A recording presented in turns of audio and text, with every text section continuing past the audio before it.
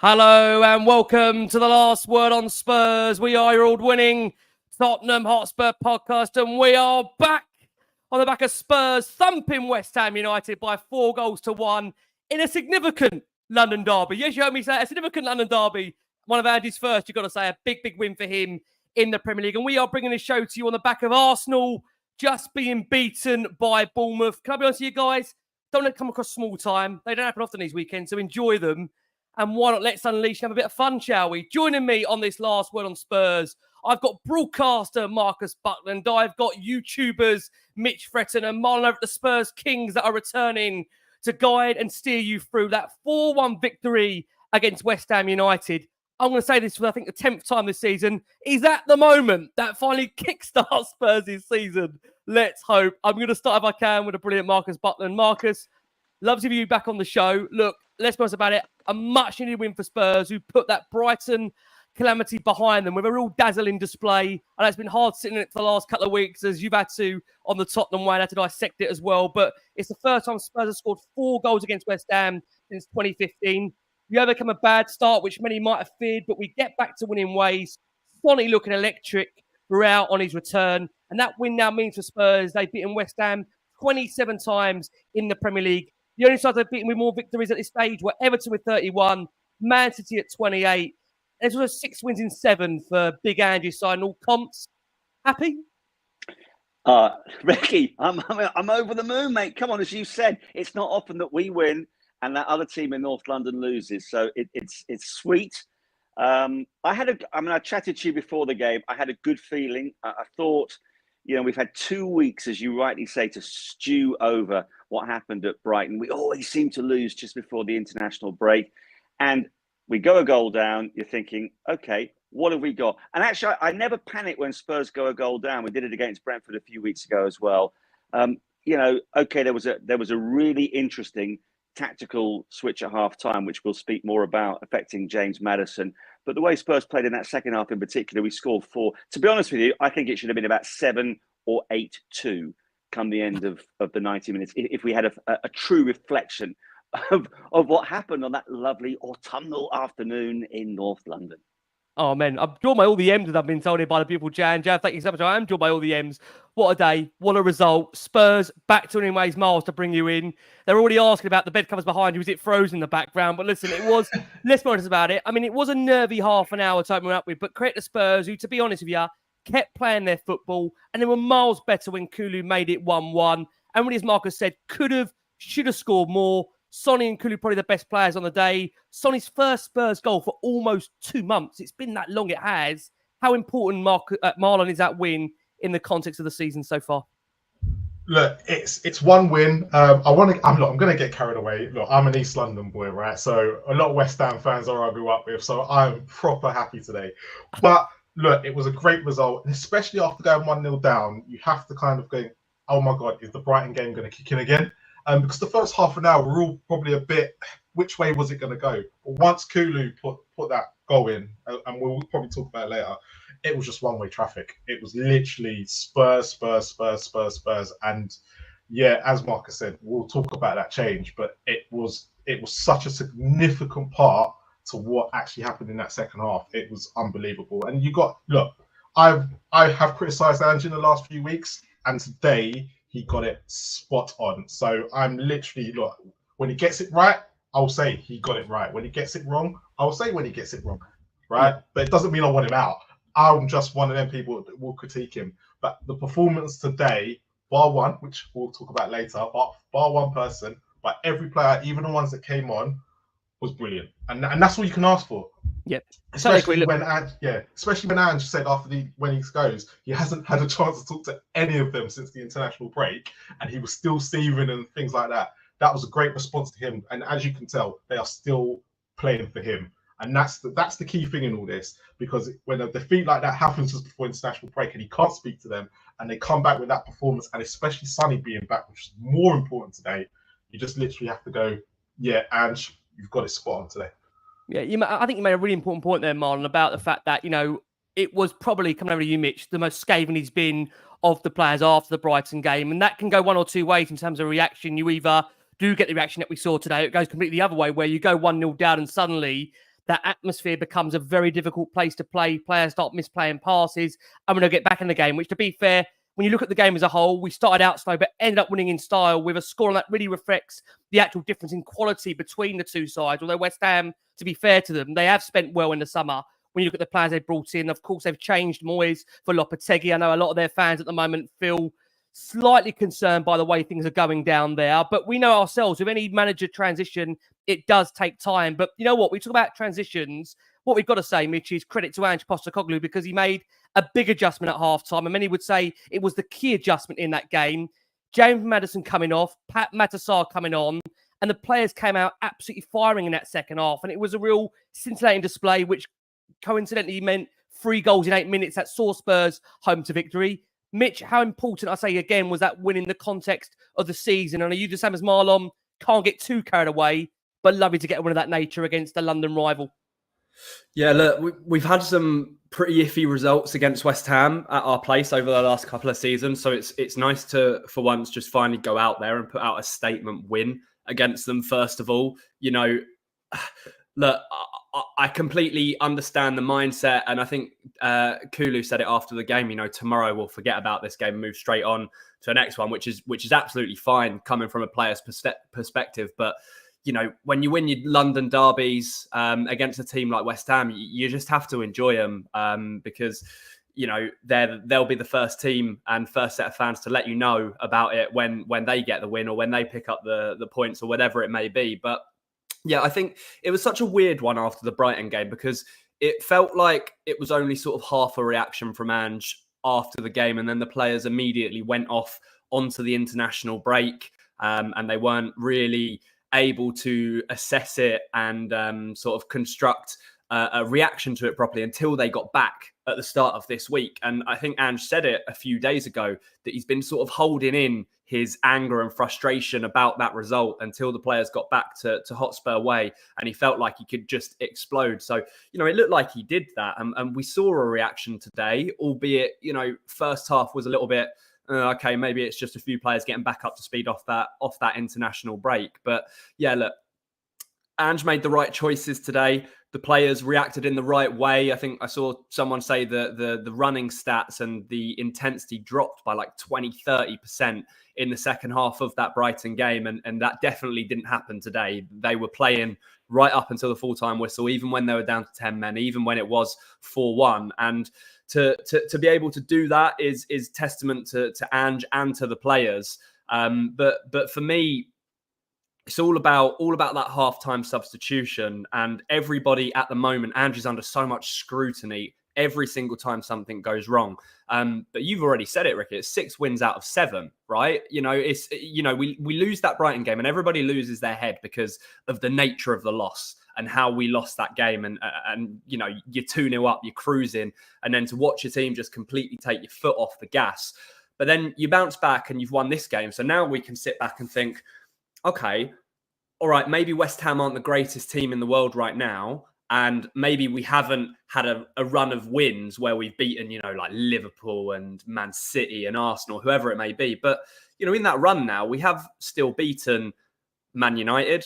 We've still beaten West Ham. They're not easy games, regardless as to whether they're in bad form or not. So for me, taking a step back and looking at it, I think that it is a good sign and a positive sign. And there are tough tests to come, particularly the Villa game that's coming up. Yeah.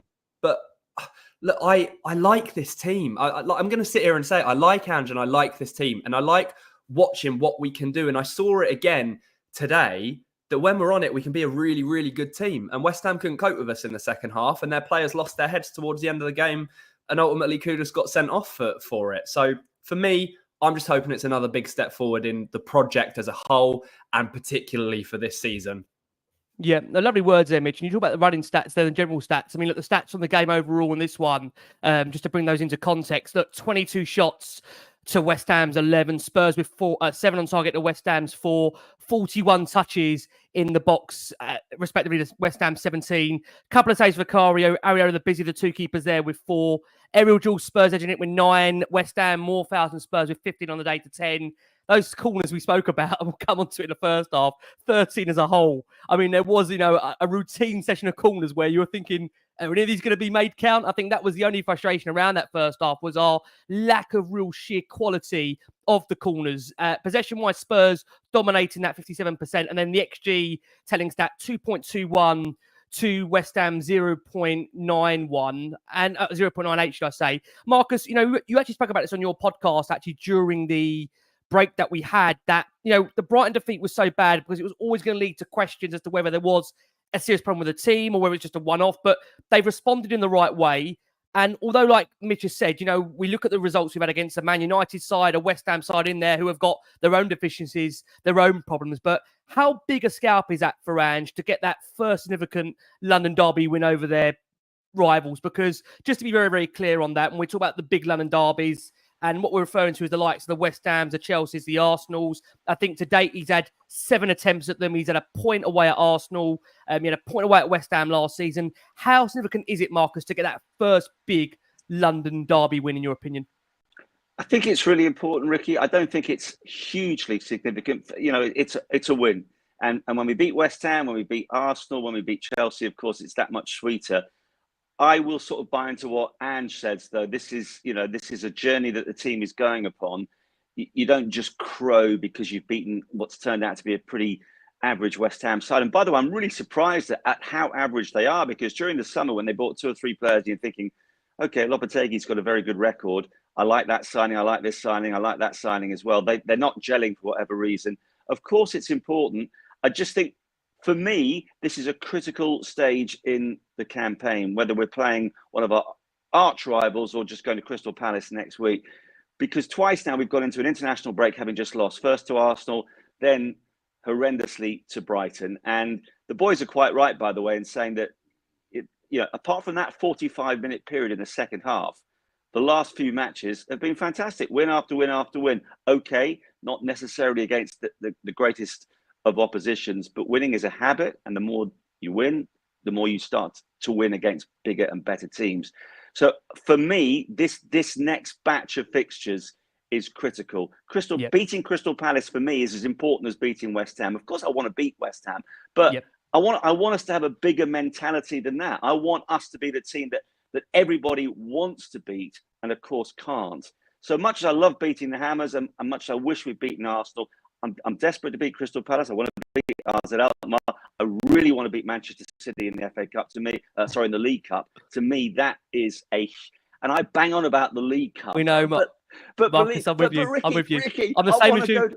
I want to go to Wembley with all you guys. I want to see the whole of that part of London covered in white. And I want to see a Tottenham captain lifting a trophy again. It's 90 minutes. City said they're going to play, with a B team. And if you beat Manchester City in the competition, you've got a great chance of going on and winning it. So for me, this next set of fixtures is really important. And that includes Ipswich at home, which we should win. So, I'm delighted we saw off West Ham. But hey, we're bigger than that now. We shouldn't just be, getting a little bit of local pride. Yeah. We should be expecting to do this against whoever it is, week in, week out. I tell you every word, and every time you speak, Marcus, I just simply nod in terms of your reference of cup competitions. I know how important they are to you. Believe me, they're exactly the same. Ange was actually asked the significance of the fact of that London derby win, because he hadn't beaten West Ham, Chelsea or Arsenal to date beforehand. He said, look, I guess so. When you put it in that frame of reference, it's important for our fans, because for sure, these are the games they want to feel good about and win, obviously. Personally, for me, any game we win, I'll get equal enjoyment out of it. I've always said that. Part of that kind of momentum we built in that second half came through the edge the supporters gave us, especially after that second goal. You could really feel the atmosphere inside the stadium lift, and that pushed us along. And we had a 15-20-minute spell where we were simply outstanding. It goes hand in hand. We needed supporters, especially at home, to provide that atmosphere, and we hope to provide something for them in return. This is hopefully a little bit of the reward for our fans that they deserve. And I think one of the big key calls, Marlon, that Ange made going into half-time was the introduction of Pat Matasar in place of James Madison. I think many probably inside the stadium felt it may have been an injury that caused James to come off, but it was reported by TNT at the time it was a tactical decision. Sarr coming on, I think he won 3 or 4 50-50s, nicking the ball high up, a very bold sub to make. He was critical in the following goals to follow. How big a change was that for you, Marlon? And was you in agreement with that change at half-time? So when he actually made the change, I was like everybody else. Is James Madison injured? However, Ange went against everything he said against Brighton with his whole substitutions, because that substitution today was so important. And the reason why I say that is because in the first half, Kulu was in a lot of space, right? Kulu was getting in a lot of space, but they kept crowding out James Madison, right? So there was times that Bissouma was then outnumbered because Paqueta was pushing forward and things like that. And like most people probably wouldn't have seen it because we did have most of the ball, but when West Ham were breaking, they just literally had that extra man. So when he brought Sarr on, I was like, oh, okay, I can see why he's brought him on, but I'm very surprised Madison's gone off. But Kulu was obviously our best player in that first half and probably over 90 minutes when we look at the second half. So when he made it, I thought, this is bold, right? He's not just taken off like someone, like when he took off Bergwijn because he had to and it was tactical. He literally took off the main man that everyone thought was undroppable, right? And he took him off after 45 minutes. And that was a very bold statement to go to James Madison. If your levels drop, I've got Kulu here, whose levels are above everybody else's right now. And he literally is taking the game by the scruff of the neck. He got us back in the game. I know it was assisted by James Madison, which is everyone, James Madison wasn't having a bad game. And that's the bit that was so significant in this. If he was having a terrible game, because we were on top, we were doing everything right, and we just suddenly got a foothold in the game. But when he made that sub, you just look at the energy that Sarr brought. And like you said, all the challenges that he was winning, it just needed him to I think what it is, Bissouma is a lot better when he plays with Sarr as well. And they have a certain connection, which I think that's the reason why he then ended up making that change. And it was so significant because what was it, 8 minutes, 52, from the 52nd minute, we've ended up scoring 3 goals and we've literally swept them away and the game's pretty much done. And as we said, West Ham start to get in our faces and, they look like a team that weren't even playing for the manager in the end. That's how bad it got. But for Ange, he says all this stuff in the media, right? But you can tell behind the scenes he's working on stuff. He knew full well the substitutions he didn't make against Brighton was part of the reason. And he knows when you're in the Premier League, actually subs are quite important, especially when you've had a Thursday night game as well and just changing it up a little bit, right? Because there's also, and I think Lee McQueen will be proud of this stat as well. We faced 58 corners this season. We've only conceded 1, and that was to Arsenal. So they are obviously working on stuff that we're all saying is weaknesses, and he is starting to get it right in games because his in-game management also changed today. You just saw it. It was just so good to see. And that's why I'm here giving Ange the praise and not the players, because I have been critical of him in the last few weeks, but everything I saw today is exactly what I've wanted him to do. And you know what? I will give him credit where credit's due. And at the end of the day, he is learning. He has realised this is not, where he had it in Scotland and stuff like that. We do go 2-0 down, and sometimes the game is over. That they can't bring on the subs, but in the Premier League, it's completely different. And I think he is learning week by week now, and he's starting to see what the Premier League's about. And Ange, brilliant today. And that's where I'm giving most of my credit to, because he leads it. Can I just, Marlon, I totally agree with what you're saying. Yeah. You raised 2 really important points. First of all, a lot of what Ange actually says in his press conferences, with all due respect, is a load of nonsense. He doesn't actually mean what he's saying. And I accept that to an extent, because you've got to keep what you're really getting up to a secret to a degree. But also, don't treat the fans like complete idiots, because that's how you're going to just engender a little bit of frustration and negativity. When he said last season, set pieces aren't important to me, mate. Now, deep down, of course they are, but don't say that, because they are. And the lack of substitutions at Brighton was poor. And I'd rather he come out after that and said, you know what, I should have been more proactive. But I totally accept that he has learned from that. He was brilliant today. The other thing I will also now say is, and this is critical, I think, for the rest of the season, what are his man management skills like, and how's he going to treat James Madison after this? Because he is such an important part of this team. And I hope he gives him a starring role on Thursday. And just because, for whatever reason, and actually Marlon's spot on in tactical terms as to why the change had to be made, for me, Madison is still a crucial part of this project. It's interesting you say that, Marcus. Coming around to Mitch there, he was asked after the game about bringing James Madison off, and Pap come on. He just said, I felt West Ham, you are certain questions in midfield areas. I just felt Pap's running power would help us in that second half. They obviously worked hard in the first half. I thought he could give us some real energy. I thought he really did well, and he gave us a platform to really threaten every time we went forward and was clinical in our football. And for those that are watching this show live and on YouTube, they'll see a still at the moment that shows a very frustrated James Madison in the centre of this image here.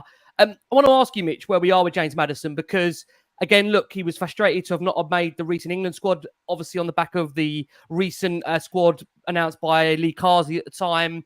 And I think Thomas Tuchel was there today, actually, watching James in a watching brief for that opening 45. And I think it's fair to say with James that although it's been a better start to this season than how he finished the last season, how concerning is it, Mitch, that number one, doesn't seem to regularly finish 90 minutes, and number two, he seems to be the player that Ange seems to go to on a number of occasions to be taken off when we're either chasing a goal or in need of a winner. And that's the player that we look onto as the creative player of the side. That is the man that Marcus says there would like to have a starring role in terms of the season. Is that a worry that we're not seeing James Madison feature?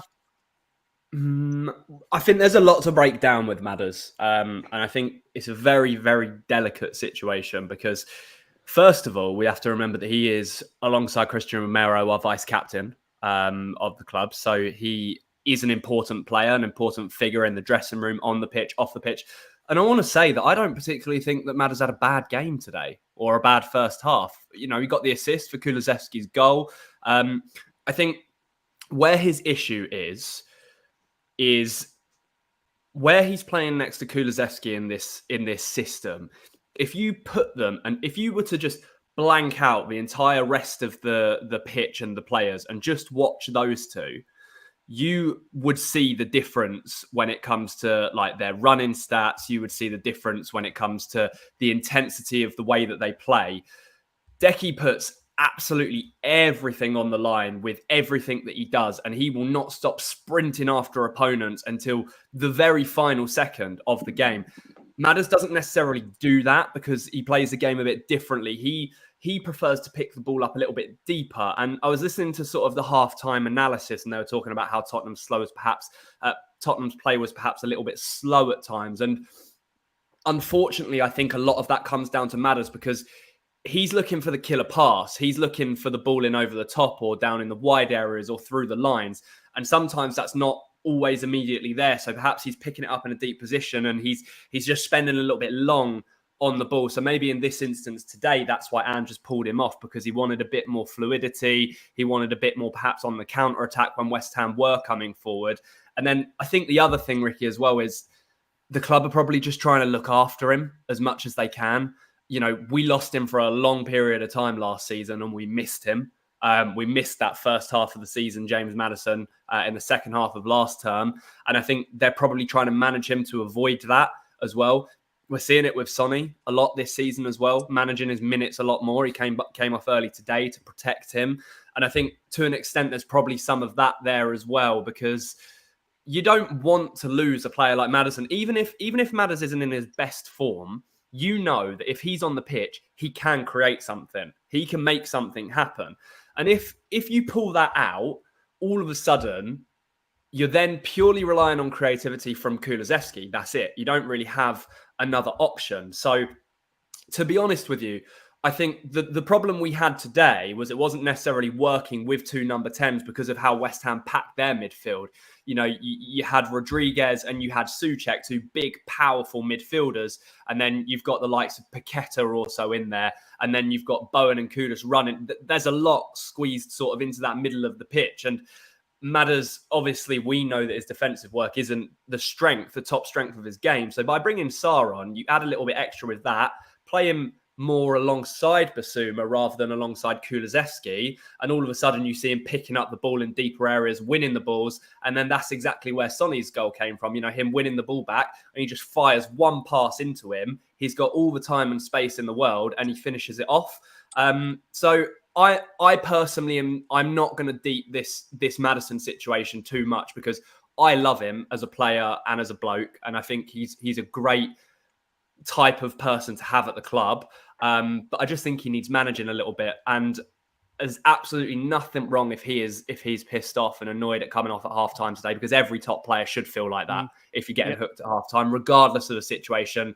Even if it's an injury, you're going to be annoyed that you've got injured and coming off. So yeah, I'm not reading into it too much, but I agree with what Marcus said. I'd like to see him starting on Thursday and having a really, really good game, because we've seen it already with Madison. Confidence is key. And Ricky, the other really interesting thing, and you always hear this, for a manager to have selection issues is a good thing. Importantly, he's got to be able to manage the team. But yeah, Madison is a key part of I think most starting 11s. But the fact that Kulusevski is now showing what he can do in what, by the way, he has always said is his best role. I do sometimes wonder why it's taken Tottenham as long as it has to get Kulusevski playing where he has. That puts more pressure on Madison. And you've got the likes of Bergfall, who desperately want a starting role too. So I think we're going to learn over the next few months what Ange's man management is like, and also what sort of a guy Madison is. Will he stand up to this challenge and produce his very best form, or will he sulk and eventually sort of exit the door? That's going to be, I think, a really interesting aspect over the next few months. Yeah, I do agree. I mean, it will be, as you said there, Mitch, a delicate one to approach, but for sure, we've got so many games to come where you just feel with Madison, is it a case of getting him into a rhythm where he does get that regular run of games under his belt? Lopetegui said after the game that Tottenham are one of the best teams you can face in the Premier League. I think, look, for him, that's a really destabilising result, that one that we can probably take a little bit of enjoyment about, because hasn't happened often against West Ham. I think they approached the game thinking if they went one up, they would maybe sit in deep. And to be fair to Spurs, they responded really well. Ange actually said after the game on the performance that it was very, very good. Even overall in the first half, you could see the players were working really, really hard for the win. It was a bit of an arm wrestle. They're a big physical team and you have to match them in certain areas. Obviously so disappointing to concede, but we worked so hard to get back into the game and had some good chances in that late first half and got our rewards as well. Second half, we went up a gear. And again, I thought our football was excellent, but we did some of that hard stuff we needed to do to gain control, particularly in the midfield area. And that gave us a platform. We look at their midfield. They've got guys like Souček, who's a big, big presence, as is Paqueta and Rodriguez, who are technically quite good players. You need to win that battle, because if they get in front of players under control, then they're really threatening. And all three of them are quick and dynamic. We need to stop it at source, so to speak. I thought we did that really, really well. I said it was a bit of an arm wrestle at the start, but I thought we maintained our intensity and eventually broke through. And he went on to say that is part of the evolution of the team, of where we want to get through. It's a little bit of making sure, and I've been pretty clear after the Brighton game, there are certain principles underpinning our football which allow us to be expansive and creative as a team that we are. There's a real emphasis on hard work, organisation and discipline, and we had to show all of that in this win. I don't think it would have been as dominant in the second half had it not been for underpinning of a strong foundation there from the goal, which got us back into the game. Now, James Lamb, friend of the show, says, I know you love a stat, Ricky. Comparing our results this year with last season, there's been clear progress and improvement. For the same games last season, we won 10 points, had a goal difference of -5. This season, we had 13 points and a goal difference of +9. So, look, I think there's a lot of questions, definitely amongst the Spurs fan base at the moment, of where we are in the project.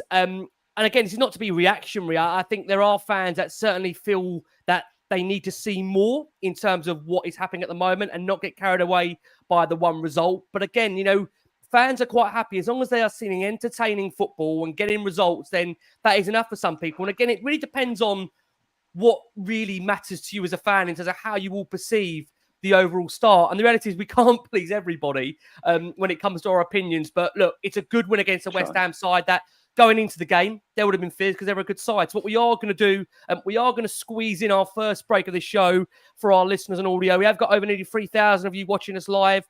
As always, thank you so much for all your incredible support for Last Word on Spurs. I'm joined by broadcaster Marcus Buckland. I'm joined by YouTubers Mitch, Fretton and Marlon over at the Spurs Kings. A reminder for those that aren't aware and should be aware that we are delighted on the show to be sponsored by NordVPN. Nord, if people aren't aware, are the fastest VPN in the world. And that means there's no lagging, buffering, and you can stream your favourite shows anywhere around the world. You can also use Nord to set your device to think you're back in the UK. So it's great for a lot of our fans that are going around the world on a lot of our European journeys that still want to watch their favourite shows back home. We're currently offering you a 4 extra months for free on a 2-year plan. So please go to nordvpn.com/LWOS. Right. We're getting into the team for this one if we can, guys. Look, there was questions and marks about what Spurs might do team-wise when going into the game itself. But overall, he made 2 changes, and following that domestic break, as we know, during the international period, in which saw Heung-min Son and Richarlison respectively back in training, which again, I think the bench looks a little bit more stronger, you've got to say, now with those respective players coming back in. We understand Wilson Odobert is expected to make his comeback next week. In terms of other players there, of course, we saw Yves Bissouma replacing Rodrigo Bentancur centrally as well. Spurs' backline remained the same, but there was no space in the team matchday squad for Jed Spence, and said after the game, Jed suffered a groin strain in training. He's hopeful that the injury isn't too serious, and he will be back soon. So that team read: Porro, Romero, Van der Ven, Udogie, Bissouma, Kulusevski, Madison, Johnson, Solanke, Son, with a bench of Forster, Gray, Dragoshin, Bentancur, Sarr, Moore, Bergvall, Werner, Richarlison. Marlon, I'll come to you on that one. Team-wise, happy overall with the team that Ange selected? Yeah, pretty much. I did think Bentancur was going to come out because of, especially when he failed to get that tackle on Welbeck's goal. I felt like Ange really wants to change it up in the middle. And especially if the ban's coming up or not, we're not even too sure. So he's got to use one in Europe, one in the league. So I believe that Bentancur will probably play more of the European games over the next couple of weeks. But yeah, everything was as expected. As soon as Sonny was fit, look, Werner's Werner. I don't want to go too much into it, even when he came on. But I'm going to say this. Ten Hag is lucky that Werner was playing a few weeks ago and not Son. And that's all I'm going to say on that one. But however, the rest of the lineup was absolutely spot on. The only thing I'll say is, I was very reactionary after 30 minutes because I was not happy with Udogie at all, with the way he was allowing Bowen freedom. He allowed Bowen to be one-on-one with Van der Ven, and you saw the Kudus shot and the goal. And it was down to Udogie ball watching. Like, going forward today, he was brilliant, but I still think defensively he wasn't great. And it's going to be testing times. Like, I thought he had a lot of Brighton hangover, and I was like, after half an hour, this how reaction I was: take him off, get him off. That's how it was. But obviously, Spurs grew into the game, and he had obviously, I think Brennan Johnson had a chance that he set up, and he was more involved in the stuff going forward. But the lineup is exactly what I expect from the Premier League, and I probably expect this lineup over the next few weeks, if everyone is fit, to be exactly as it is. But what I really want to do is give out a shout out to Dominic Solanke. Oh my God! Every game I'm watching him, even when he doesn't score, is how important he is becoming up top.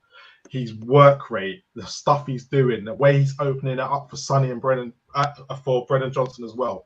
He has been. I'm looking at going 60 million might have been a bit of a steal if he carries this on. And it's not even like he isn't even scoring. It's just what he's doing for the rest of the team. So right now, I've got to give him so much props, and hopefully he can keep it up, because he has been absolutely brilliant since he's come back from that Arsenal game. Yeah, I totally agree with that. He has been. Yeah, I think you're now seeing with Solanke, he offers us a real focal point that even like saying again, it's where he isn't scoring, his contribution still gives you so much to offer for sure. In terms of the opening of that game, we saw obviously Johnson send a wider half volley, and it's just the confidence of Johnson that you would not be seeing that 3.5 months ago, even an attempt of that nature. It was a great effort from Johnson. That opportunity occurred back to what Marlon said, there was excellent pressing by Dominic Solanke. He was unable at the time to make it 8 goals in 8 games, but a good overall outing for Brennan Johnson again, who I think Ange after the game, we'll come on to those comments, said he said despite not scoring, probably one of Brennan's best performances in a Spurs shirt, which tells you everything he needs to know, again, from what he's doing off the pitch and on it. West Ham did go close to an opener in the early stages, a good save in there from Vicario. And you know what, we're going to say that it was a nervy first half an hour, which in the end did result in West Ham United scoring as Marlon picked up there. And it was a case of Spurs really not learning their lesson, as Bowen got again down the right-hand side, cut back for Kudus, who bundled it home. Udogie very slow to react in the build-up, and Spurs really caught sleep. And I think the concern was at that point, if I come around to you, Marcus, that it was the third time in 18 minutes that a simple cross had a man at the back post completely unmarked. And it is real basic defending. And when you look at Spurs' overall record in terms of defensively now at home, Spurs have only kept 1 clean sheet in their last 18 home games, which, just to put it into context, was against Everton. How concerned are you, Marcus, by the nature of the goals that we're conceding? I know we've won today. I know, again, that will be the headline. Of course, we want to make that for sure the emphasis of the show. But defensively, are there still concerns for you there? There are always going to be concerns, Ricky. This is the way we're going to play. We can win the quadruple next season and we will still be conceding ridiculous goals. So, yeah, I'm concerned to a degree. I'm not surprised. I think we have to accept it. And you know what? If we're going to play attacking, exciting football and we could convert more of our chances, which is the key to this team, then that's okay. And, you know, Kudus should have scored first time around. He hit it straight at Bakara, who made a good save. Yep. I expect it. Yeah, it concerns me, but I realise that nothing is perfect. No system is perfect. And if we're going to play this glorious football that Ange has promised, I am prepared to every now and then put my head in my hands and say, "What again? Why is there so much space? Why is he not being picked up?" I think it's a flaw that we'll never totally eradicate. But actually, you were talking a bit earlier about the stats and the fact that we are conceding less goals. We are getting better in that degree. It's never going to be a perfect exercise. So to answer your question, I'm not that bothered about it. Yeah, I mean, it's interesting that Spurs, on the back of going behind, going close several times as Udogie chipped, but Johnson failed to make contact and it hit Paqueta's shoulder, bounced wide. And to be fair, it was a good response from Spurs, who in that first half alone had 12 corners in the first half. And the thing, again, is that when you're in that stadium like we are, we don't get, the privilege of having, the commentary at the time, which was TNT. And TNT just kept saying, one unbelievable, entertaining, open game of football. We're thinking, yeah, but we're having to suffer this. And I mean, Mitch, coming over to you on that point, we had 12 corners in that first half. Again, and we want the show to be upbeat, to positive. We've just beaten West Ham 4-1. It's a London derby, big win. Any concern, Mitch, about our lack of cutting edge from these corners in general, or is that just part of persevering with them?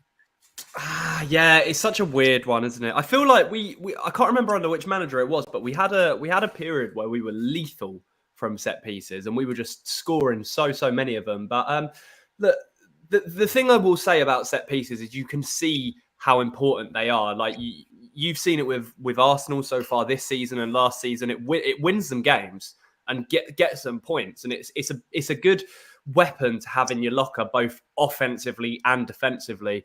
I think Marlon touched on it earlier, but I think we defended most corners pretty well today, and we've not actually conceded from that just the one corner this season so far, which was against Arsenal. So from that perspective, there's a clear sign of improvement. I just wonder if at the other end there's something else that we can perhaps try. We've seen it over the years, and I think Madison had a few today. Corners just not beating the first man. It just, every time I see it, I just bang, flashback Christian Eriksen, just same thing over and over and over again. But the thing is, we know that Romero loves to get up and win headers, and he can score from those set piece situations. Considering how tall Mickey van der Ven is, I'm surprised that he doesn't get himself about a bit more in the box and scores goals from set pieces. So, there's probably still a lot to work from on that. Having said that, I don't think that is necessary. I know that we read into it at the time, but I genuinely don't think set pieces are like a massive part of what Ange likes to focus on in training sessions. So a lot of it I do think is natural. Like, for everybody that's listening or watching who has played football, you can have all the tactics in the world, but at the end of the day, it's about who wants to get up for the ball and go for it and win it the most out of whoever's in the box. And, perhaps we just don't have the hunger to just completely throw ourselves at the ball. But I'm more interested in watching our attacking patterns of play and watching how we flow with the ball and scoring in those ways, because we play some really, really silky, beautiful football at times under Ange. And for me, that's the main thing. If we're doing that, and if we're doing that consistently, then if we add set piece goals on top of it, brilliant. If not, then keep working on them until we eventually do. But yeah, Mitch, can I just one thing on that? I do think set pieces are really important, and Arsenal in particular have shown that, and I hope they are working on them on the training ground. And I don't have the percentages, but when we get a corner, the thing that annoys me is the number of times we take a short corner. I don't understand that. When you win a corner, it's like, right, it's a great opportunity now to launch the ball into the box, cause trouble. The number of times we then play a short corner, it's like, well, what was the point of having the bloody corner in the first place? So that's the thing that annoys me most about that particular aspect of our game. Yeah, I do agree. Right, it is times for plenty of positives. Spurs do find their leveller, and finally is beaten as another sweeping move is finished off. Madison found Kulu cutting inside and lashing over and left right-footed effort that went in off the post. And you know what? In terms of Kulu's record now, which again, we're going to put this into context, Dejan Kulusevski has now scored the same amount of Premier League goals as Zlatan Ibrahimovic, 17. Only 4 Swedish players in the competition's history have only more. And since joining Tottenham, Kulusevski has been directly involved in 36 Premier League goals. Son is the only other current Spurs player who has scored or assisted more in that time. And you know what? Just to come over to you if I can on this, Miles, that he is a player completely reborn, Decky, in that central role. And overall, the stats for him, 1 goal, 29 out of 35 completed passes, 2 chances created, 4 passes into the final third, 1 all of his tackles free, 8 ball recoveries, 8 out of 14 ground duels won. You know, again, another performance that shows Decky really is finding his feet centrally in this Spurs team. Oh, no, definitely. And again, I'm going to give credit to Ange because everyone says he's stubborn and he's this, that, and the other. However, he made the decision recently to put, I think it was Everton, where he decided to put Kulu back in the middle. And a lot of us called for it last year because actually Kulu's best games were when Madison was out and he was playing in the middle. But since that Everton game, he's like made it his own. Performances have got better and better. He obviously wasn't comfortable on the right wing, and that's why we kept seeing the indifferent performances from him. But just seeing him through that middle, like I said in the first half today, right, and this is probably why there was a difference between him and Madison, right? He was always in space. He was always like everyone could find him, and he's literally the way he's getting it from defense to the attackers. It was him that was doing most of that, and that's why he became so important in this game today, and he's been important in the last few weeks as well. He's just been on fire in the middle, and even for Sweden, I've been hearing that he's been on fire for them playing through the middle. So it's not something he's not used to. But a lot of people who watch Serie A always said his best performances for Parma was in the middle as well. So maybe Ange has probably seen, they've shown him what he's like in the middle, and he's gone, you know what, I need to put him in there and get the best out of him. And you can see it. He is shining. He's loving life. You can see in his interviews as well afterwards. He is now happy, and that's always a good thing. So at the end of the day, we're getting the best out of it as well. Like Spurs are seeing some great performances from him. And like you watch the podcast, everyone in the podcast over the last 3 or 4 weeks, he has been getting praise, right? Which is very different to what he was getting last year, right? So all I can say is, you know what, again, well done, Ange, for making that bold decision, and Kulu for just taking it and actually just running with it. And we may have found our Martin Odegaard, as they say, for Spurs, because he's just doing wonders for us. Yeah, he has been. Just on this point, if I can, Mitch, come over to you. He said actually after the game, when I scored to make it 1-1, I knew we were going to win. I can only look forward and help this team even more. When we played good, we were unbelievable. Pep changed the game for us. When everything is clicking, we can score 4 goals in minutes. This is Tottenham. More of that, please. And I think, again, that just kind of sums up where Decky is at the moment. He's in a very, very good place in a Spurs shirt. And I think, again, when you look at players overall, he's probably been the most outstanding player of our season so far, Mitch. Is that fair to say? Yeah. Oh, by a mile, Ricky, honestly. I love the bloke more and more every time I watch him play. Just because he just... it sounds really cliche, but he bleeds for the shirt, doesn't he? He loves it. Every single second that he's out on that pitch, you can just tell that Kulusevski he's someone that loves just playing football. For Tottenham, for Sweden, he's taking on more of a leadership role. You can see him having more of an influence for the club and for his country. And it's so amazing to watch his development and his growth, because he came in to the club and he had a really, really good first season, played really, really well under Antonio Conte out on that right wing.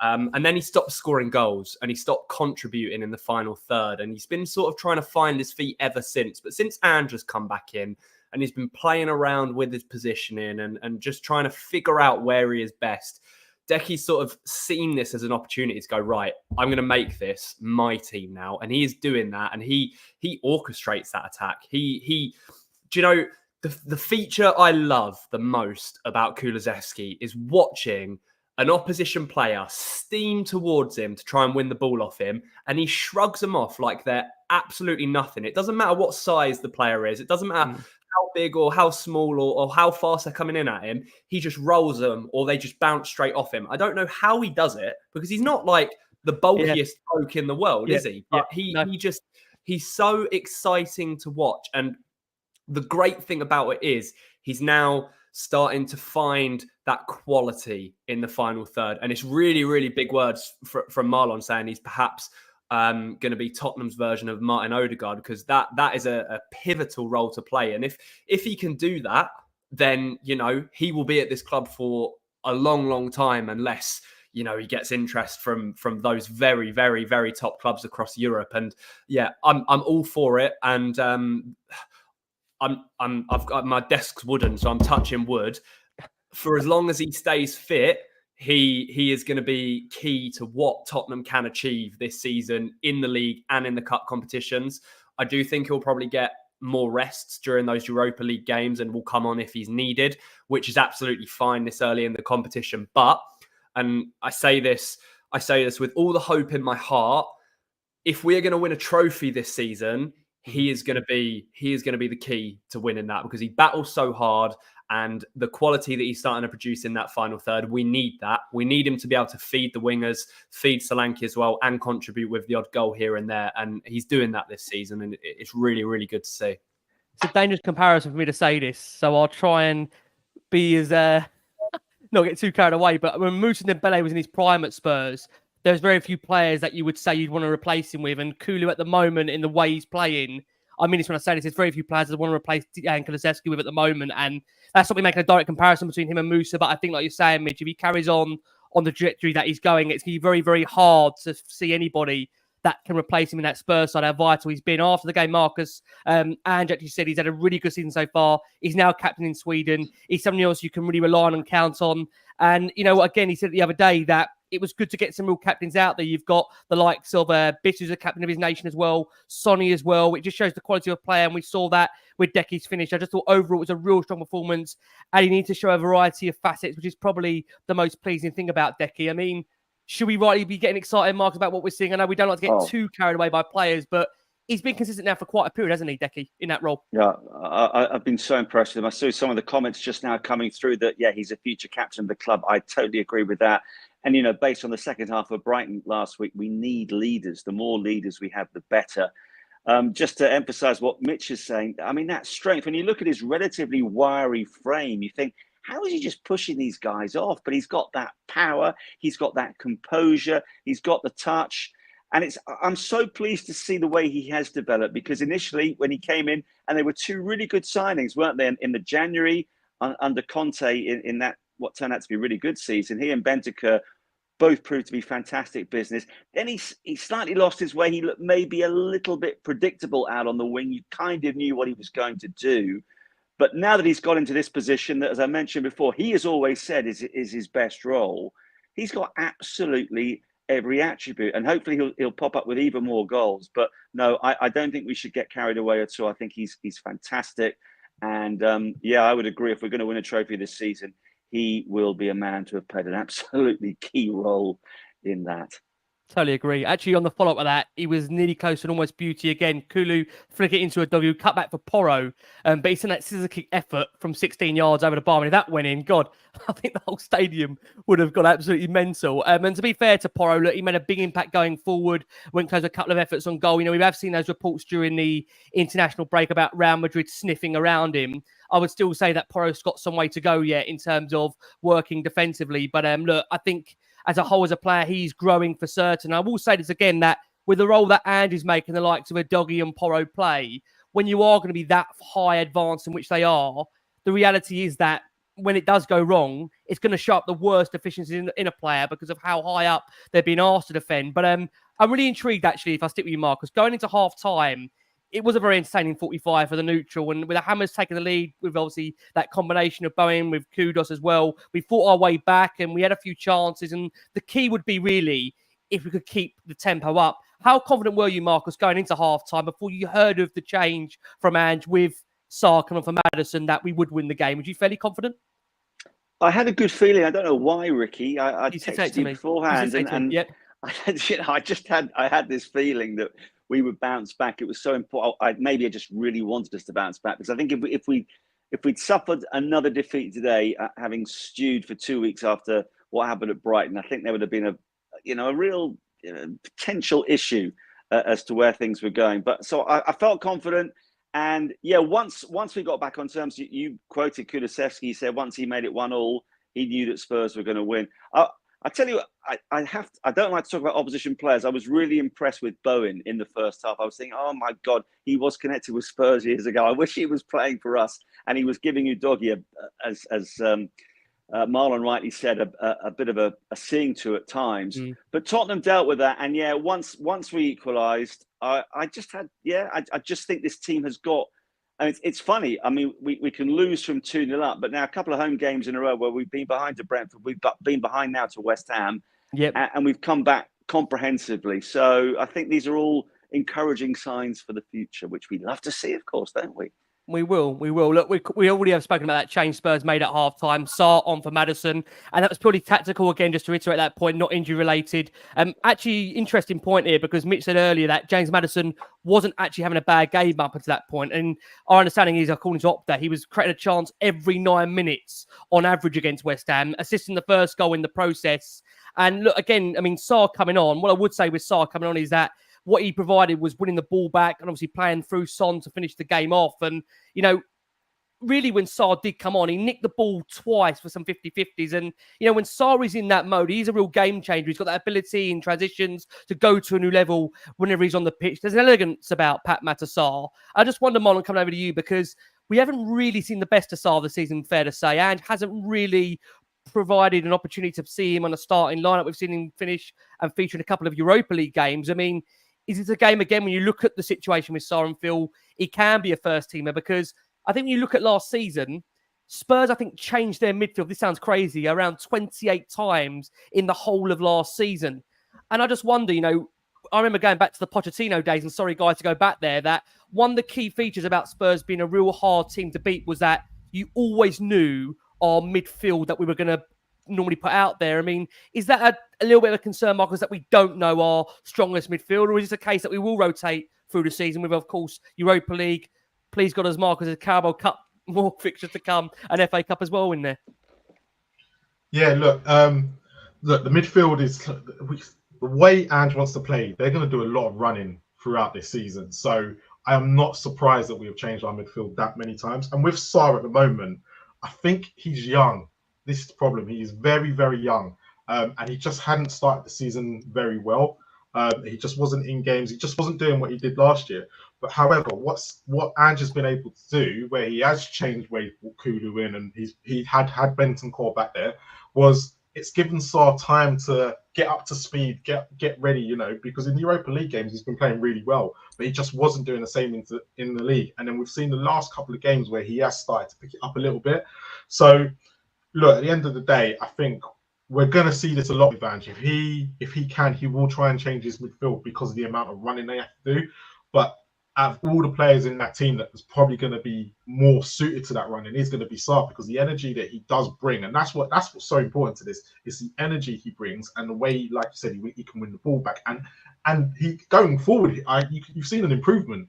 Like that pass he played today, even I was like, well, Sarr, where'd you get that from? Come on. It was shocking to me. So at the end of the day, I'm not worried. He will get more and more game time as the weeks will go on, and we will see, you know, between him, Bissouma, and Bentancur, they will get minutes. They will get minutes in this team. And if any of them drops off, that's the good key thing right now. The quality is not dropping. It's just a case of another man will come in. And at the end of the day, if we want to play the two or behind the striker with Kulu and Madison, or if we need to change it like he has done today because we're just getting a bit overrun, or their midfield is, you know, they're just sitting in banks of four, we just need someone else to break through the lines, we can do it. So that's what's most important to this, is that actually we've got the squad now and we need to start using it.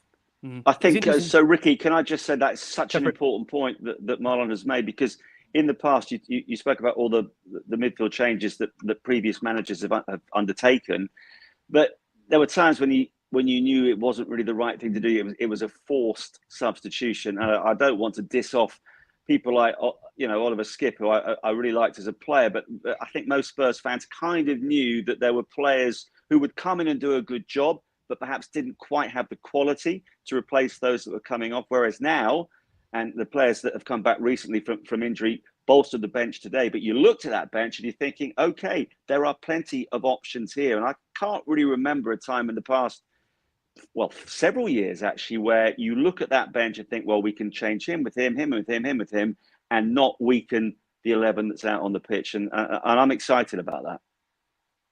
Yeah, I do agree on that point. And just as we bring it on, actually, Bissouma, and it's funny because, again, when it's about having to work out the midfield, I mean, look, we know that it's likely that Rodrigo Bentancur is going to face a enforced period out when it comes to this situation over his ban.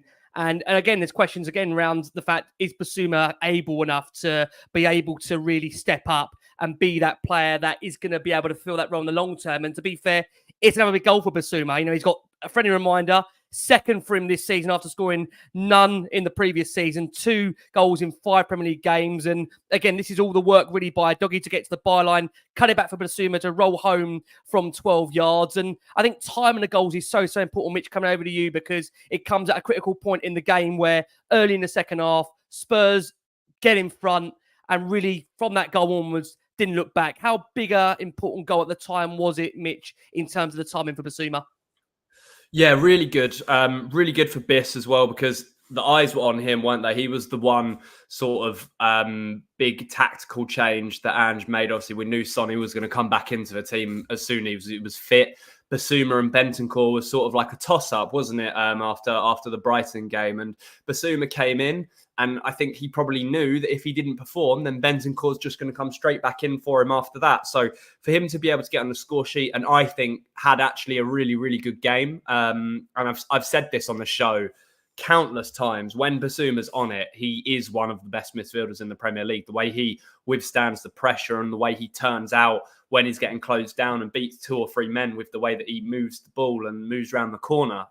It was really, really important for me. But what I loved so much about that second goal was just the entire move from the initial pass from Sonny into Udogie. Udogie's then turn and then his pass with his right foot laid it up perfectly for Bissouma. We'll ignore the fact that Areola had an absolutely awful game for West Ham and probably should have saved 3 of the goals that we scored. But, you know, Bissouma did what he needed to do, which was put the ball on target. That's all you can ask of, you know, midfielders, especially deep line midfielders. You're not expecting them to rocket finishes into a top corner like they're strikers. You say to them, if you get it on target, it'll have half a chance of going in. That's exactly what Bissouma did. And it's really nice to see goals coming from different areas of the pitch. We always used to get, it's so weird, isn't it? We always used to get criticised for all of our goals either coming from Son or Kane. It was always just those two, and we were almost criticised for just scoring goals through those two. But you know, obviously since Harry's left, we've had to adapt and we've had to find goals from other areas of the pitch. And I think we do that quite well. Like if you think about it, and if you go through the team, obviously we know Solanke scores goals. Brennan Johnson is scoring plenty of goals. Madison's getting on the score sheet occasionally. Kulusevski, Bissouma is getting a couple of goals. Sarr is getting goals. Udogie and Porro pop up with goals.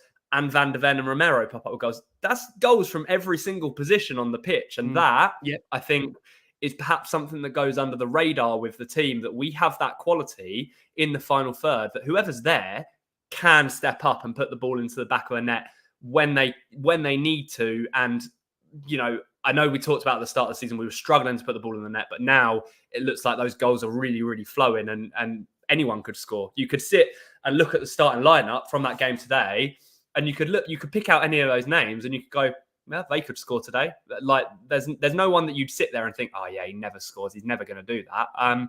So for me, that's a real positive. And Bissouma in particular, really good game. And yeah, it's good for him to have that competition with Bentancur. And when Bentancur inevitably does get his ban, it's going to be a bit of a pain, because I think they're really thriving off competition for that lone number 6 place at the moment.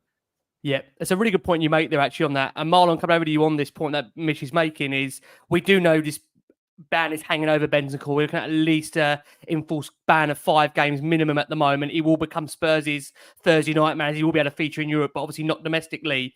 How confident are you from what you've seen of Bissouma that he can do that role that Bentancur, to be fair, did so well against Manchester United? Because I think my only argument with Biss at times is that he has got that tendency to switch off. There's a lack of concentration there sometimes in his game. Have you seen enough with Biss coming into the lights of this game and obviously Everton as well that you can rely on him in general?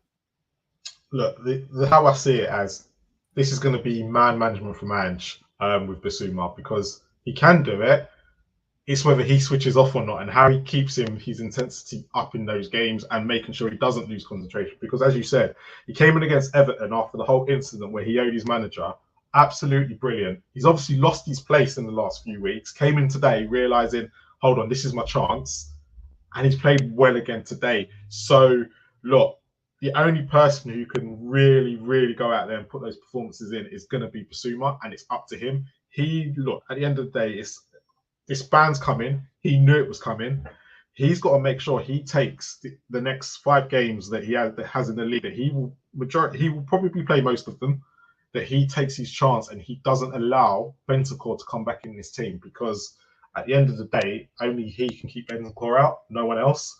And he has to make sure, as Marcus said earlier, is give Ange that headache to go, oh, who do I play? Do I play Bentancur? Do I play Bissouma? You know, this is what competition's all about. So he now has a free run, as they say.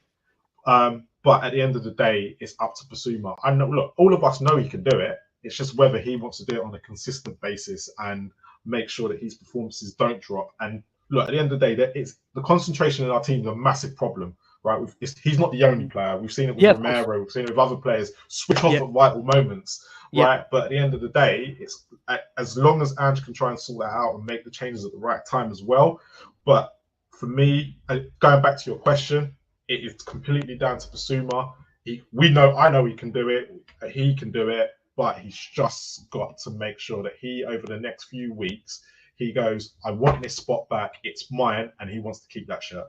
Yeah, I do agree on that point. And again, Spurs' start to the second half continued in really good fashion. I mean, look, it was a half in which we saw again Spurs going on to add a third. It depends how you look at it. Some are saying it's a Todibo own goal. Some are giving it to Son. Some are saying it's an Areola own goal. But to be fair, Son, he really, he did give Todibo a really torrid out of the office. And just a reminder for those that did actually forget, Spurs were linked highly removed for Todibo at the time. It was going to be him or Mickey van der Ven, if you cast your mind back. Todibo was the more expensive option than Mickey van der Ven. And we understood Todibo was keen on Spurs' project. But at the time, Nice didn't want to sell him. And ironically, he ended up getting Ute's first goal for Spurs, if you want to put it like that. Or Ute, it's off Areola and goes in, but it's 3-1. And Marcus, I think at that point, I know we're Spurs fans, but we could breathe a little bit of sigh of relief, right? It felt at 3-1. We were putting this game to bed. Well, Ricky, we never put a game to bed until the referee blows the whistle for the last time. You know that. But yes, it was, it was wonderful. I mean, I want to go back very quickly. Bissouma, I mean, I love him as a player. And I do think that if he played in a different styled 11, he would have an easier time of it because of the way we play. He could be exposed at times, and I think I think he has to assume an awful lot of responsibility. I do think it's a tough role for him, and I totally agree with Marlon. I think he's going to prove over the next few weeks that he's got the quality to be a regular starter. He should be, but I kind of have a little bit of sympathy for him because of the nature in which the team can be exposed a bit at times. You then point your finger at Bissouma and say, well, you're not doing your job, but sometimes he's having to do the job of 2 or 3 people. But yeah, once we got the third goal, and Sonny, I'm intrigued to hear what the other boys think about Son this season. I saw 1 or 2, in hindsight, rather ill-judged tweets at the start of the game. Oh, Sonny can't beat his man anymore. He's not looking the player that he can be. And I must confess that I've been a little bit harsh on him a couple of times this season. But when you see the way he played in the second half in particular today, and the way he teases the defenders as he can, and he should have had a hat-trick, really hit the outside or the inside of the post when he just got to. I think as important as Kulusevski is, and I'm not going to backtrack at all on what we've said about him, but for Spurs to be winning silverware this season, we need the Sonny of the second half today on a regular basis as well. I don't know whether sometimes to me almost seems to lack a little bit of confidence, which is ridiculous because he is a legend, whether he says so or not. But every now and then he can just drift out. He's had bad. Everyone can have a bad game, and over the years he's had some really bad games. And he bounces back, and we keep saying, "Oh, he's 32 now. Is this the Son that we've become accustomed to, or is he declining?" I don't think he is, but I think that his presence is absolutely critical as well to Spurs, and I loved that bounce in his step that we saw with his two. I'm giving him the first one. He got two. No, I'm not giving it to a bloody defender. He got two. I do agree. Yeah. And, long may he continue to tantalise and tease defenders in the manner that he did today, because there are a few better sights in professional football. I do agree. I mean, that first one, it's the outside the boot from Kulusevski down the right, the running forward attacking of Heung-min, the flick to Son, who shot deflected off to Todibo. Again, many will argue it is goal, it is not, but there's no doubt about it. This following goal was his goal. Sonny did eventually get it. It is now deemed as his 9th goal of the season, in which Spurs score 3 times at the start of the second half in just simply 8 minutes. It's a beautiful pass by Sarr out to Son, who raced past Todibo and fired home. And I think that 4-1, it probably at that point did give the measure of the way the game was going. And it's interesting, Marcus brings up that point about Heung-min Son. Mitch, coming over to you, because I have seen as well some murmurings about Son that, look, no doubt about it, we're coming towards the other end of his career.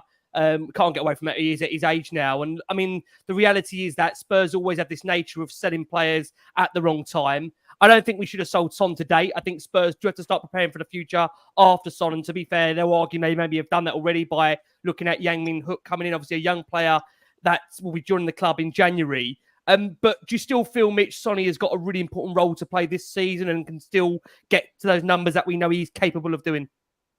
Yeah, well, I mean, Ricky's on 5 goal contributions in the Premier League already this season from 6 games, 3 goals and 2 assists.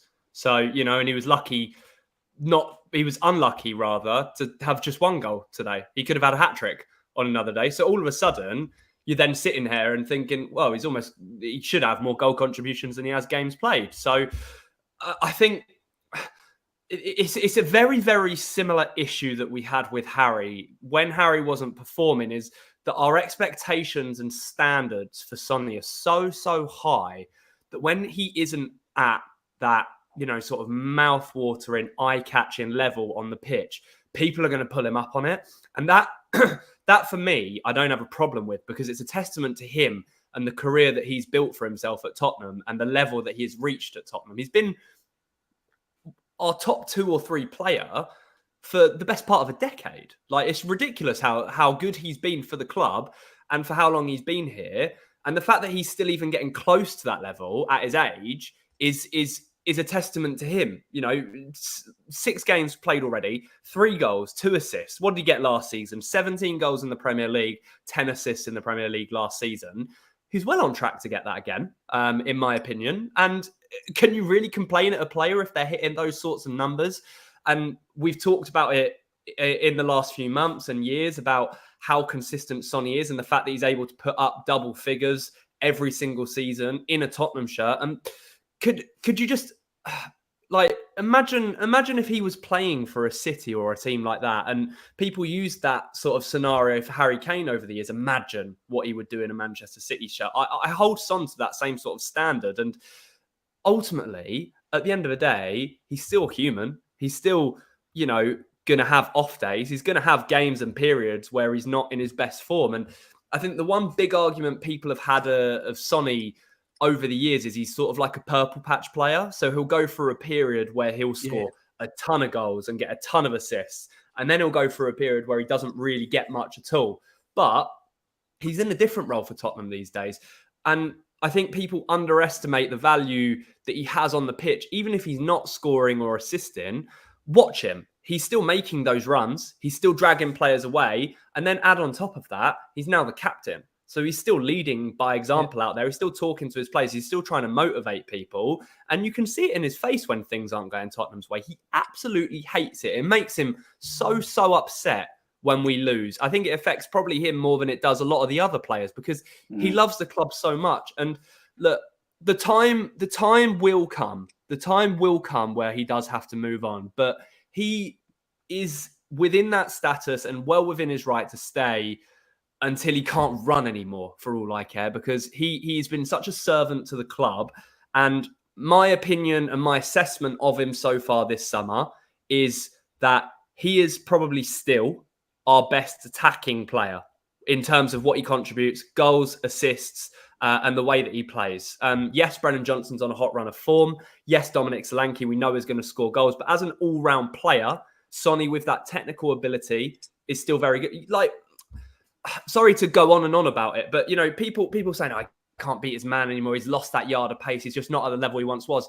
I think I watched him in the first 5 or 6 minutes of the game today.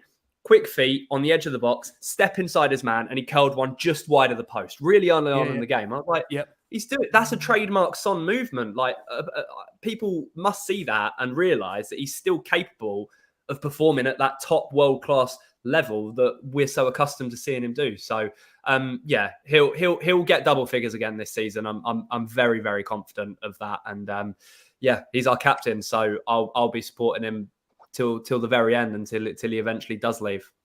Yeah, I mean, it's interesting points you make there. And Marlon, I think it's 27 goals now in Premier League London derbies for Heung-min Son. I think overall 250, I think, goal contributions I read as well. I mean, Sonny's, there's still a lot left in the tank there, Marlon, between now and the time, unfortunately, he has to depart. I say that because, again, there's been a lot of murmurings around that we're not seeing the Sonny that we've been accustomed to. But again, he's getting older.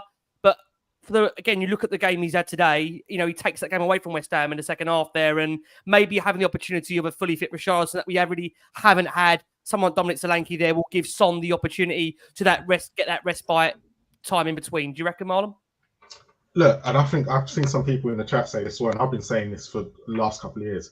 I blame the club for what we're seeing now from Son in the sense of you have to remember this is a guy that has to travel with his international team all over the world, right? He then has to play every single game for Spurs because we don't have the quality behind him to take him off, okay? So he hasn't been playing for the last few weeks. Look at the performance we got today. He needs rest. And that's all it is. His game time management at the moment needs to be, looked at, and they need to look after him because if you look at today, there's probably certain games this season where we've kept him on for way too long, and he's not, like you said, he is 32, so we've got to manage him better, right? But unfortunately for us, we have got a player behind him at the moment that none of us in the fan base trust in Werner, right? Because as soon as Werner come on today, right, you even saw it with Alan Sugar. Right, when he lays that pass, and unfortunately, this is where we're at, and we did the same with Harry Kane. Unfortunately, where we're relying on these two players to play week in, week out, and we're trying to expect a trophy with this as well. There's going to be a time, especially as Nick was what Mitch said there. He's purple patch player. Son goes up and down like a yo-yo, right? Because again, we're relying on him 90 minutes each week. Now he's come off at 60 minutes today. That's good. This is where we need to be able to manage his minutes over the season, and we will see the best of Sonny, right? He hasn't lost anything. It's just a case of he is playing too many games throughout the season, and if you look at it, he's probably playing 2 full seasons in a season. And at someone his age, and it's all going to catch up with you. It catches up with everybody. When Paul Scholes ended his international retirement, right? You saw how Paul Scholes then ended up being great for Manchester United. He was able to come back in later years. And this is the problem that people don't realise. When you are going, international football does catch up with you. If you are going to tournaments, you are playing off, you're going off in January, you are playing World Cups and Euros, them games will eventually catch up with you in your later life. So for me, as long as Spurs can now just manage his time on the pitch and make sure he is used in vital moments like today, because it just shows you what a rest can do. Now, can Spurs look at the end of the day? It's a case of how much can Mikey Moore start getting more minutes behind him if the game's and this is what we're looking at. I think that's one of the frustrations, Marlon, isn't it? The fact that at the moment we seem to be attributing those minutes to Werner. I'll let you come back on this, Marlon, and we're not attributing those minutes to Mikey Moore, who no disrespect is the future of the club, and I think we kind of see what we know we're going to get with Werner. Is that fair? Well, this is fair, and this is the problem. 4-1 today, this is time to bring on Mikey Moore. Right, but if it was, say, when we played against Brighton, that's when I'll bring on the Werners of this world, because at the end of the day, they are more the senior pro and probably should be getting us out of that situation, right? But at the end of the day, it is what it is. But but if we're gonna look at the end of the day, I've said for the last 2 seasons, Sonny's replacement should have been brought in 2 years ago. Cade's replacement should have probably been brought in 2 years before he ended up departing, just so that we can pass the mantelpiece on. But at the end of the day, look, for me, Mikey Moore hasn't shown, we haven't seen him in the Premier League as much as what we're going to see him in Europe. And obviously, Ange's probably looking at going, he's young. Premier League's a physical game, and maybe Werner's probably more suited to the Premier League than what Mikey Moore is at the moment. And that's just me. I don't know. That's for something that Ange will answer. But at the end of the day, if we're going to get the best out of Sonny, we are going to have to use Mikey Moore and Werner a lot more, unfortunately. And I mean that, unfortunately, for the Werner part, just so we can get the best out of Sonny. Yeah, that's absolutely fair. I mean, look, there was end-to-end on that point. Sonny hitting the post for Udogie, blocked the Kudus effort on the line. I've got to say, actually, on Udogie, he has taken some stick in the last few weeks, of course. Look, the Brighton game wasn't his greatest, but to be fair to him, after a tough time of it, I think he had a better game in terms of this one, Destiny, and answered after the game how well he has done to bounce back. And, you know, he said, we've got to continue to work with Destiny. He's still a young player. It's his second year in the Premier League, but I've got no doubt he's going to become outstanding for us. The only way he's going to become an outstanding player for us is if we keep exposing him, playing him, and letting him learn from his mistakes. It's part of the process for young players that you have to expect that it's not going to be smooth, but you have to eventually give these players an opportunity. And I've no doubt about it with Destiny. Absolutely no doubt at all that we're constantly working at his game, constantly working on areas for him to improve. And that was the beauty of it. And he wants to embrace that. I thought after the goal, he bounced back really well. Jared Bowen is not an easy player to play against at all. And their front three are as tough as anybody, but they had the quality to beat you on the dribble. They're quick. They're all very, very strong. It was a big, big test for Destiny. And I thought, although we disappointed with the goal, I thought we handled it well on from there. We touched upon that point. Sonny coming off to a standing ovation. On come Timo Werner. I don't want to bring the show onto a downer. So look, we know it wasn't Timo's best cameo in a Spurs shirt. I hate to say, I'm not sure how many times I'll be saying that this season on here when it comes to Timo Werner. And again, there will be those questions asked, really. And I think you've said the same thing, Marcus, about how much time Timo Werner does get, because Mikey Moore is really the future of the football club. And I think, you know, every time we see Mikey Moore, we're just excited about what's to come. So do you think with Mikey Moore, it will just be a matter of time before he does get those minutes over Timo Werner? Well, I'll tell you what, if Timo Werner's the future of this football club, with all due respect, I am heading to the Antarctic on a one-way ticket. I mean, yeah, listen, I really feel for the guy, because I've said this before. He wants to be a success. He does. He's got that blistering pace. I can see what he can bring to a team, but the guy is lacking so much confidence. I mean, if Alan Sugar's laughing at what you're doing, you really are in a desperate situation. So, you know, come on, Ange. I mean, we've given him a big thumbs up today by making the substitution at half time. Yeah. But when you're coasting to victory, as we were against West Ham, by the time those substitutions were made, yeah, I don't quite get it. I know Odebear's on his way back as well. Yep. Werner, we all know what we think of Timo Werner. I still listen. I've come up with these ridiculous predictions. I still see come early next year, when Sonny lifts our first trophy since 2008, thanks to Timo Werner scoring the winning goal in the League Cup final, that we will revise all our opinions. And please just record that clip in case it happens, which is exceptionally unlikely. He is capable of coming up with something extraordinary, but he's more capable of coming out with the sort of little dribbles that he produced moments after coming on today that had dear old Alan Sugar chortling into his fortune. I've got to say, it was quite remarkable to see he put the ball out of play all by himself at one moment on that cameo. But listen, I will end, if I can, on that VAR incident, which was an interesting one because of just how long it took to get to the decision. It was just a bizarre one because Kudus eventually gets sent off for violent conduct, but it took about 4 or 5 minutes to get to the decision. If many would have noticed, Van der Ven fell over under pressure from Kudus, who then kept kicking the ball when the defender was down. The pair then squared up to each other. Kudus did appear, for those that are watching, he made a swipe. He then pushed Van der Ven in the face. He definitely hits Van der Ven and then catches Richarlison on a stray all the way to. There are about 3 separate potential red card offences all in one. Kicking Van der Ven, hitting him in the face, then taking on Pat Matasartu. I mean, it was a brainless moment from Kudus after a VAR review that he had to be sent off. Ange said after the game, I think the referee handled it. Players are frustrated out there, and I'll let the referees deal with that. I mean, the only thing I would say is, Marcus, for those that are in the stadium, and to be fair, they actually did put this up on the Jumbotron in the stadium of why, and it says the referee issued a yellow card to Kudus.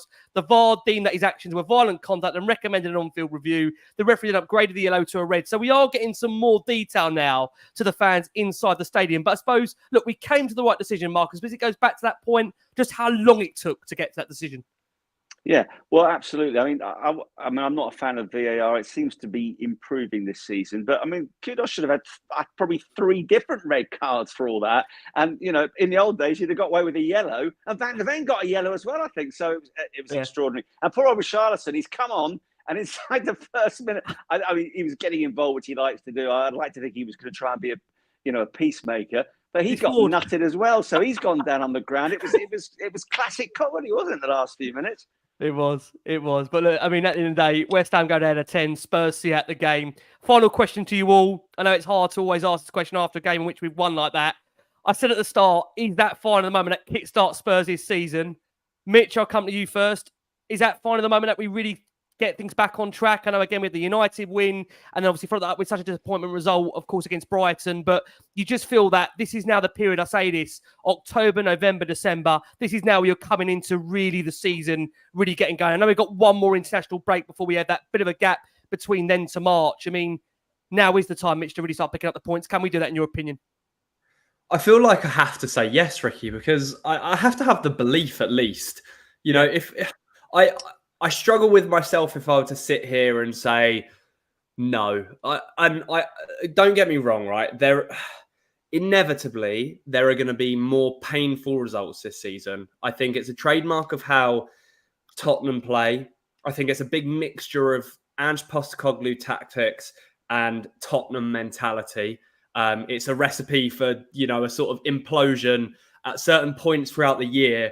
Inevitably, we're going to see it. However, look, if you can't fully get behind the team and fully believe that this is going to kickstart things and get things really going after you've just beat one of your top rivals 4-1, then when can you? Look, like I said earlier, it's 6 wins in 7. If we'd have won that Brighton game, if we hadn't have collapsed and done a Tottenham, or whatever you want to call it, we'd be sitting here right now going, God, you know what? Actually, I know we lost that Arsenal game, but we are a good team. Like, we are a very good team, because we would have won 7, games in a row or whatever it might have been. So, there are always going to be bumps in the road. And as I've said to you on this show previously, it's still, like, if you look at it in the grand scheme of things and compare it to other teams' projects, it's still quite early in the process. And I liked what I saw today. I think look, regardless as to how poor West Ham were, particularly in the second half, let's not forget that their biggest threats came from Kudus, in my opinion, and Bowen. Right, in my opinion, they are 2 very, very good wingers who would start for almost every Premier League club. In my opinion, they are very good, and they're going to give every defense, every team problems if they're on their game. So you have to consider that to an extent for conceding, I guess, the first goal and for some of the attacks that they had today. But I think we look good. It's so weird. I feel like I shouldn't be sitting here going, yeah, I think we're a good team and I think we look good, but we've scored 4 goals. We scored, what did we score? 4 goals against Everton before the international break. We're scoring so many goals, and I love that. I love that so much. We've conceded less goals against these opponents than we did in the same fixtures last year. So there's improvement on that front. And yeah, look, the Premier League's a competitive league. The top 8 in the Premier League, they're difficult teams to beat, every single one of them. So it's going to be tough, but I'm fully behind it. Let's get a win in the Europa League and carry on going. Football's a lot and all about momentum sometimes, and you have to ride it and you have to go with it and you have to keep players in form, and hopefully we can keep doing that and picking up points and, most importantly, progressing in the cup competitions. Amen. Mitch, can't thank you enough. Thank you so much for your views. I know many in agreement. Where can they find you on the it's the YouTube scene these days, Mitch? Where can they find you? Yeah, over on Twitter, over on YouTube. My reaction to the West Ham game literally went up about an hour ago, so feel free to head over and check that out. But yeah, it's been a pleasure as always, Ricky, and it's always nice to come on and celebrate a win. Yeah, I look forward to many more across the rest of the season. Amen, Mitch. Totally agree. Miles, will come to you as well, and we'll go to Marcus to close. Andrew was actually asked after the game about the influence of Decky on this team in general, and he said, look, he's been doing that all year long, and the evolution of Decky as a player, it's now just his role, not just for us, but the way he's playing there for the national team too. He's got this ability to get out of tight spaces. He's a really strong runner. He's relentless in his running capacity and also has that quality. in the final third with Kulu, I still think we get more goals out of him, more assists, but he's constantly in those areas, threatening, and he's been outstanding for us, not just in this game, but as a whole. I know Brennan Johnson didn't score, but I thought his best performance for us was this one as well. The amount he worked to help out Pedro and help out the defence in a capacity where there was still a threat going the other way. There is a lot of stuff that we keep on focusing on. So what happened against Brighton doesn't happen again. The players understand whatever good things emerge from our football, the foundation is there, and some other things are just as important. And it goes back to that point, Mon, doesn't it? That we wanted to see a reaction after the Brighton game, as you actually said in your opening lines, that shows you that the players are still very much behind Ange. I mean, again, a performance like that shows you they're playing for him. So is it a case, again, taking one game at a time, or where are we right now? Because Mitch does make the point that, with all due respect, are we still very early days into a project here, or should we be scrutinising it and judging it week upon week? Is that just what the nature of podcasting, social media is these days? And we're guilty of it, of course. Ricky. Oh, of course, Ricky. We have to scrutinise it every week. Otherwise, we wouldn't have a show, would we? No, but in all seriousness, right? For me, like the question you asked earlier, is this a turning point? For me, not yet. The Villa game and the Manchester City game are probably going to be the turning point for me. And the reason why I'm going to say that is because if you look at all our victories this season that we've had, the teams that we've played against are not in great form and are probably not, not at the best time of their stage of when they've played us. So great, we've beat them and all, and I love it. I enjoy the victories. You can't wipe the smile off my face, but I want that statement victory, and that's all I'm missing right now. I thought it was against Manchester United, but let's be honest about the whole situation with Man United. They're not on form. Literally, if we had gone to Brighton and won, that was my statement victory. I thought that the performance in the first 60 minutes was brilliant, but that second half will always haunt me for the rest of the season. Right, so if we can make that statement victory against Villa or even City away, because those are the two games that are coming up for me that I think if we can say, nah, we're Tottenham and we're gonna, this season is for us now, right? Because you can see that everyone's playing for Ange. Like you said, you can see all the improvements, us going forward, defensively, everything has improved. But it's that inconsistency at the moment that just needs to we just need to get better at, right? Because we can't have performances like Brighton in that last half an hour, right? Because there's been many of them over the last 3 or 4 months that we have seen. So for me right now, glad we won today. Thought it was brilliant, great performance. But I need that statement victory before I start believing. And that's where my head's at. I just need that one victory to go, yeah, Tottenham are ready. Ange is ready to take us even more forward, and we're ready to take that next step. But loving it all. I'm enjoying the ride. I have to say, I'm enjoying the ride. It's no matter what we all, even when we're losing against Brighton, like that first 60 minutes was absolutely brilliant against Brighton, right? So I get what everyone's going on about. I don't like losing like everybody else. I would scrutinise Ange and everything like that. But for me right now, let's get that statement win to tell the rest of the Premier League, we are here and we're here to stay. Miles, we can't thank you enough. We're going to see you a lot more. Catch you on the YouTube. I'm sure you've got lots of stuff coming your way, right? For sure. Of course, just check our Spurs Kings TV. Ash is the brains. I just sorted it all out because he can't do tech. But yeah, check us out Tuesdays. That's the one that everyone loves. So come out, just check how we break down the game and everything like that. But yeah, as for that, come over to Spurs Kings TV. We've got a lot going on. But thanks, Miles, Ricky, as always. You're a star. Love having you on here. Can't thank you enough. Marcus, to close with you. I know we've got a lot coming up with you. You've got Amazon Prime coming your way. Tell us what's going on. Where are we going to see you? Yeah, a couple of the Amazon games towards the end of the year. I was hoping to get the Forest Spurs game. Are you letting you do Spurs or not letting you do Spurs? No, they're sending me to Newcastle instead. I don't know what to read into that, but probably just as well. To answer your question, though, no, you can't say this is the turning point, because how many false dawns have we had over the past 35 years or so? We're not perfect yet by any means. We're getting better. I agree totally that it's a fun ride to be on. And when I look at what's happened so far this season, you could easily say that we should have 8 more points. We should have won at Leicester. We really should have beaten Brighton when we were 2-0 up. We should have beaten Newcastle. Ifs, buts and maybes, I know. But had that gone according to plan, and it's not asking an awful lot, we'd be very near, if not top of the table. We're still doing extremely well 2 games into Europe. Okay, I expect us to go deep there. I keep going back to that League Cup tie. I think irrespective of what side Manchester City put out, and play your first 11, make sure we get through to the next round of that. And there are some big games. Villa at home is important because we played really well against them last season at home and lost, then killed them away. And those games coming up away at City in the league and then against Liverpool as well at home before Christmas. in the league. We'll have a better idea after that. We're not perfect, guys, but I really think we are certainly capable of a top 4 finish. And I do firmly believe, as long as the manager takes the cups seriously, that Spurs will win silverware this season, possibly with a Timo Werner winner, although that's less likely.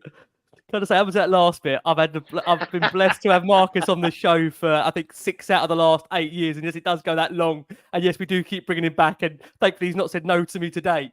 I just wonder, Marcus, it does feel like, the games have got to come. And me and you are very much similar in terms of the cup games. I feel that's going to be a big barometer of kind of where the fan base are going to be at, because I just feel that we do need to see some advancement and learnings of those cup competitions. And in general, as we've said about the league, learnings of those league games. Is that fair to say?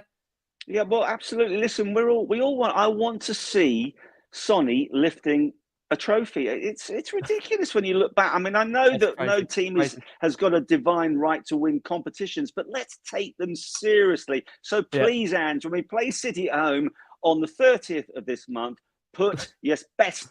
If you don't put your best starting 11 out, I'm going to go mad. But I think hopefully you will. I hope you're right. Marcus, we can't thank you enough. Make sure you go and check Marcus Tottenham Way. I'm sure you guys will be putting out some stuff early next week, probably, on that. Absolutely. Yeah, we will be. You're a star. Listen, guys, thank you so much for incredible support. Nearly over 4,000 of you have watched us live. Lovely to see Spurs get back to winning ways. But I think, I reckon what the panel have said here, there are bigger and better games to come. But at the same time, look, you can only beat what's in front of you. Enjoy your weekend. Spurs have won. Arsenal have lost. Go and enjoy it. We've had the brilliant broadcaster Marcus Buckland. We've had the YouTubers Mitch and Marlon in the house. Take care. Have a lovely weekend. On behalf of us all, as always, come on, you Spurs.